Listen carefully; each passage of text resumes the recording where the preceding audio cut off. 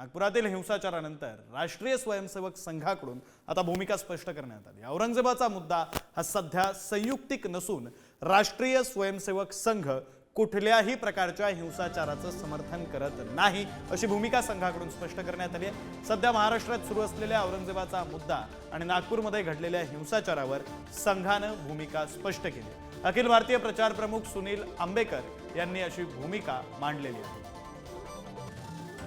See, any type of violence is not good to the health of the society, and I think police are have taken the cognizance of it, and so I think they will go into the details.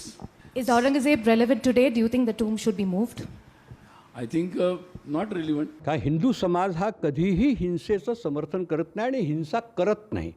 Hindu समाज हिंसक नाही आहे, म्हणून आम्ही आज नाही हजारो लाखो वर्षापासून म्हणतो आहे की सर्वे भवन्तु सुखिनः। जो सर्वांचं सुख आणि शांती स्वास्थ्य लाभ प्राप्त हो असा विचार करणारा तो हिंसा कसा करू शकतो? आम्ही त्या मुंगीला सुद्धा कणिक टाकतो तिला खायला की तिच्या अंगावर ते आमचा पाय पडू नये याची चिंता करतो। सापाला सुद्धा आम्ही दूध पाजतो। तो हिंदू समाज कसा हिंसक असू शकतो? असूच शकत नाही। बरोबर आहे त्यांचं म्हणणं। तर राष्ट्रीय स्वयंसेवक संघाने ही भूमिका घेतल्याबद्दल त्यांचं अभिनंदन असं जितेंद्र आव्हाड म्हणाले। संघाचं भाजप तरी ऐकतोय का असा प्रश्न आता आदित्य ठाकरेंनी विचारलाय, तर हिंसा आम्हालाही अभिप्रेत नाही अशी प्रतिक्रिया प्रवीण दरेकर यांनी। औरंगजेबांचा बाप होतो, आम्ही औरंगजेबाची औलाद होतो। आता सुनील आंबेकर बोलतायत, आता हे सुनील आंबेकरांचा बाप कोणी सांगावं बोलणाऱ्यांनी। मी सुनील आंबेकर आणि RSS यांचं मनापासून अभिनंदन करतो की त्यांनी भूमिका घेतली।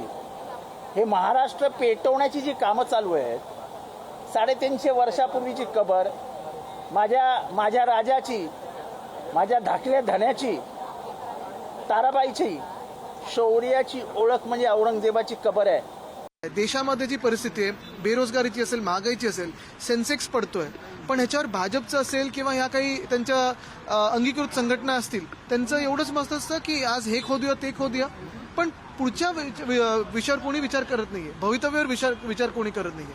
आणि म्हणून संघाने पण जे सांगितलेलं आहे, संघाचं भाजप तरी ऐकतंय का हा प्रश्न आहे। मला वाटतं हिंसा कुणी केले हे अजून पोलीस तपासातना त्या ठिकाणी बाहेर आलेलं नाही। हिंसा कोणालाही अभिप्रेत नाहीये।